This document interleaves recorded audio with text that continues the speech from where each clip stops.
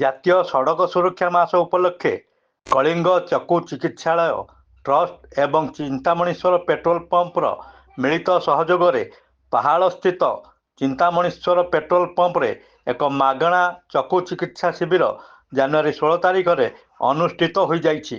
ଉକ୍ତ ଚକ୍ଷୁ ଚିକିତ୍ସା ଶିବିରରେ ଗାଡ଼ି ଚାଳକ ଏବଂ ସେମାନଙ୍କର ସହଯୋଗୀଙ୍କ ସମେତ ସାଧାରଣ ବ୍ୟକ୍ତିବିଶେଷଙ୍କ ଚକ୍ଷୁ ପରୀକ୍ଷା କରାଯାଇ ସେମାନଙ୍କୁ ମାଗଣାରେ ଚଷମା ଯୋଗାଇ ଦିଆଯାଇଥିଲା। ଆଜି ଦିବସର ଯେଉଁ ତାତ୍ପର୍ଯ୍ୟ ବିଷୟରେ କୁହନ୍ତୁ।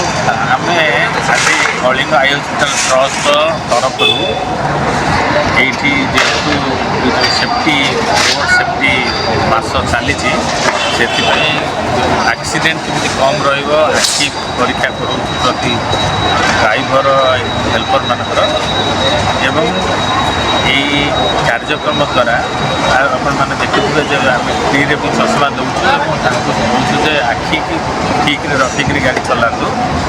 ଆଉ ଆଜି ଏଥିରେ ବି ରୋଟାରୀ ଭିଜନ ହୋପ୍ ଏକ୍ସପ୍ରେସ୍ ବି ଆମକୁ ସାହାଯ୍ୟ କରୁଛି।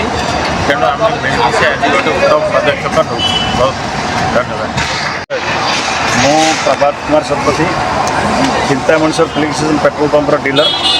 Eight the same time Kalinga eye hospital trust गोटे नुआ संस्था आम आरंभ कर से संस्थार जो चेयरमैन अच्छी बर्तमान आम प्रथम पदक्षेप स्वरूप आम आई कैंपटा कर रोड सेफ्टी मंथ चली government of India government of ओडिशार भी बहुत नजर अच्छी।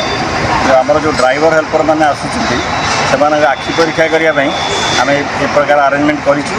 आम भावुँ जे आमर ग्राहक मैंने पब्लिक आम आखपाख गाँव लोक एम सब आई कैंप उपकृत हे आगणार आम चश्मा भी दूचु आ सब प्रकार चेष्टा करूँ आखिर स्वास्थ्य भल रहा आडभाइस दूँ। ये प्रकार पदक्षेप आम सब नहीं।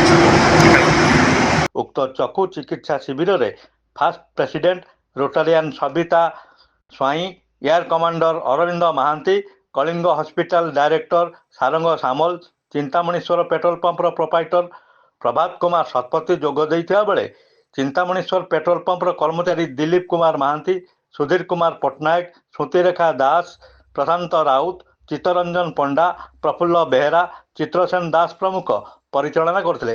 प्रदीप्त कुमार दास को रिपोर्ट, वितर्क न्यूज।